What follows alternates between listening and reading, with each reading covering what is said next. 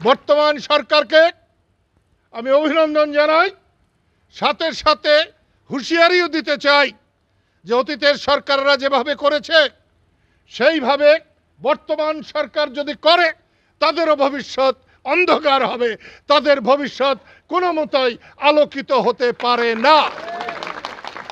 আজকে দেশ জ্বলছে। 1971 সালে আমরা যে বিজয় এনেছিলাম, আজকের ছাত্র, আজকের যুবক সেই বিজয় এনেছে।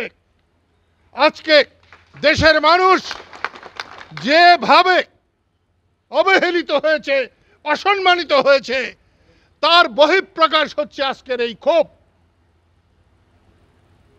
বিজয়ী ছাত্রদের আমি বলবো, একটা বিজয় আরেকটা পরাজয়ের জন্য অপেক্ষা করতে হয়। একটা পরাজয় বিজয়ের প্রথম ধাপ।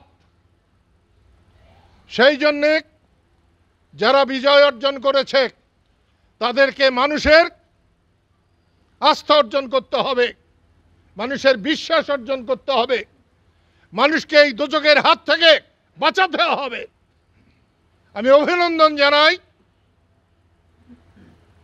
অভিনন্দন জানাই কোটা সংস্কার আন্দোলন এবং বৈষম্য বিরোধী আন্দোলনের মধ্য দিয়ে যে যুবকরা, যে ছাত্ররা এই মহান বিজয় এনেছে তাদেরকে আমি অভিনন্দন জানাই এবং তাদের বিজয়কে আমি অভিনন্দন জানাই। বর্তমান সরকারকে আমি অভিনন্দন জানাই, সাথে সাথে হুঁশিয়ারিও দিতে চাই যে অতীতের সরকাররা যেভাবে করেছে সেইভাবে বর্তমান সরকার যদি করে তাদেরও ভবিষ্যৎ অন্ধকার হবে, তাদের ভবিষ্যৎ কোনো মতেই আলোকিত হতে পারে না। সাধারণ মানুষের জানমালের নিরাপত্তা দিতে হবে। পুলিশরা আজকে থানায় নাই, ঘরে বসে আছে।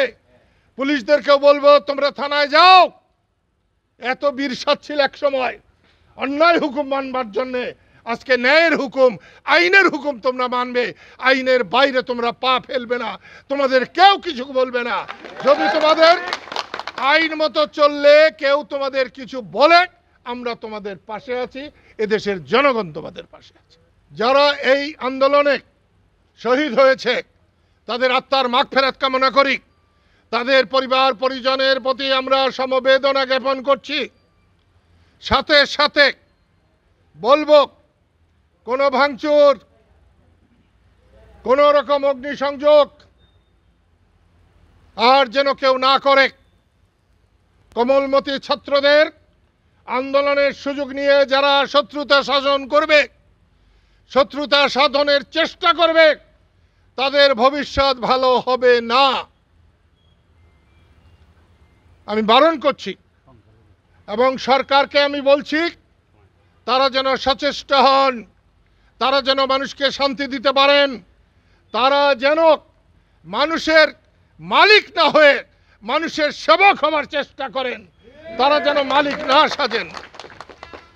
সংখ্যালঘু আর সংখ্যাগুরু বলে আমার কাছে কিছু নাই। আমি মনে করি এদেশের সবাই আমরা মানুষ। হিন্দু সম্প্রদায়ের প্রতি কোনো রকমের বৈষম্য করা হলে, তাদেরকে হুমকি দেওয়া হলে, তাদের জীবন যদি কোনো রকম হুমকির সম্মুখীন হয় তাহলে তার পরিণতি ভালো হবে না।